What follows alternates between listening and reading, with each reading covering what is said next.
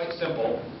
Simpson Lumber Company has a set of owners, the descendants of Saul Simpson.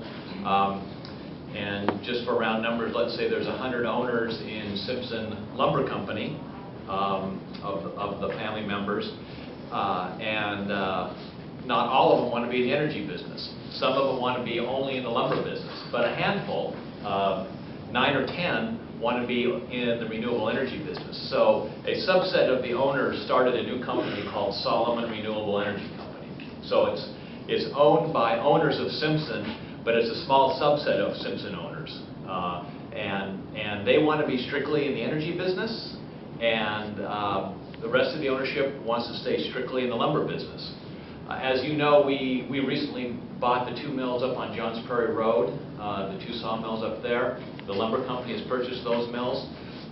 We have, in the lumber company, have a pretty focused mission on being the best and most efficient manufacturers of lumber in the United States. We have mills in South Carolina and Georgia as well, and all around Puget Sound.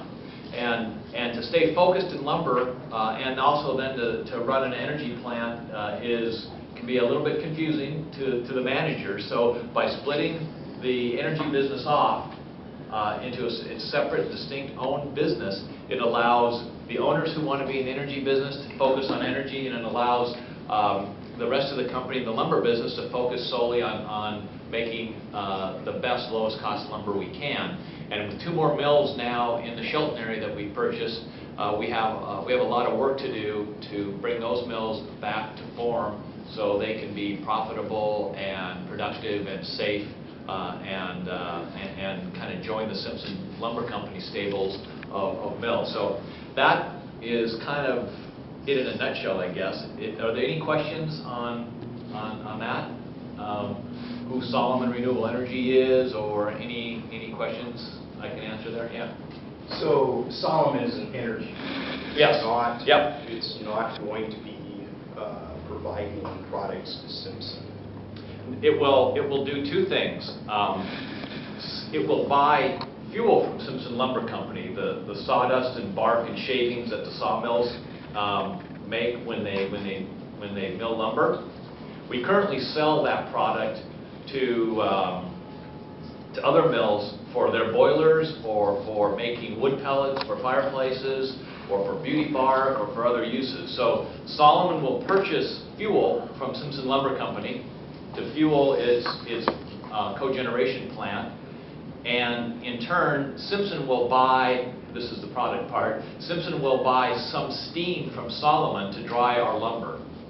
So Solomon will have this is the cogen component. Yeah, so yeah, not electricity, no. So, but in your SEPA and in your Orca Notice of Construction, to be a separate entity, you can only sell a certain amount of power to the grid. I believe it was 219,000 kilowatt. Well, I can get you the exact figure, but you were not allowed to sell all of the power to the grid. I mean, there's a number of things in both the SEPA and the Orca NOC that Solomon, was not basically allowed to. I mean, for one thing, it says that you're not a support facility of Simpson, which I don't really understand. The other thing says you're only constrained to sell about 1/3 of the power to the grid. And so how does that square with? Yeah, so the support facility question first. It simply means the 2 companies are not dependent on one another. They're both independent companies. One isn't necessary for the other one's activity. For instance, Simpson Lumber Company, the Mill 3, will continue to have its we call it the Wellens boiler, its existing biomass boiler there and available should Solomon fold, go away, shut its plant down. The lumber company has to make sure it has a source of steam to dry its lumber and its products. So there's a support relationship when one needs the other, right? Well, Simpson doesn't want to have to need Solomon, and Solomon doesn't want to have to need Simpson. If there can be a contract to buy and sell steam, fine.